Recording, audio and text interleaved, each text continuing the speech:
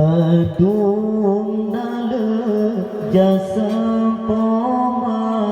di funyo cut sampoan raya getanyo pemayang pelara deragam patulung aso bagetanyo manusia bandung jut di susu poma poma poma poma poma poma poma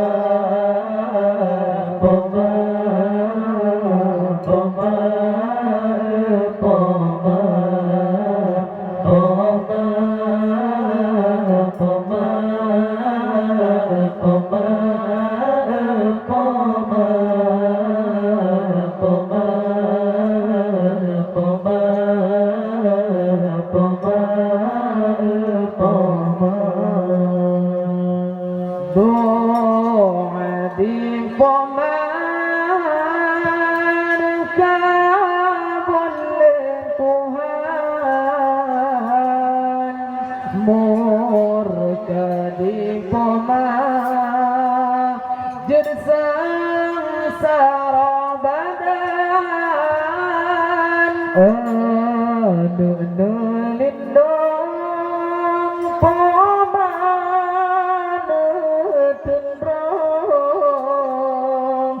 langit ngon bumo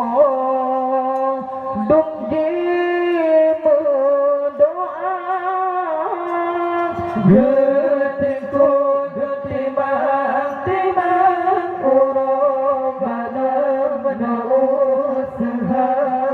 getiko getimang timang urang badam usaha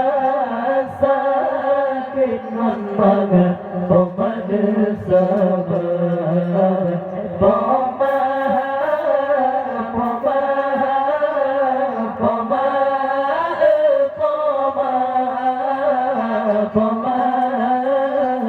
poma poma poma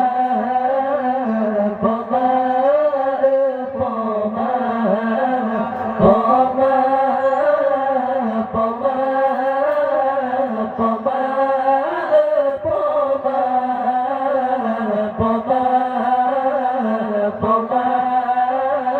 poma poma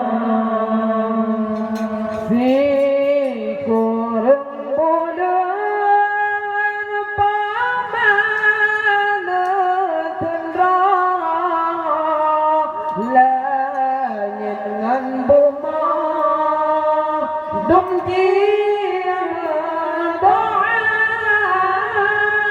sakit lam tubuh hana pegang susah ngan payah hana kira timang timang urang badam usaha getingku getimang timang urang badam usaha sakit ngon banget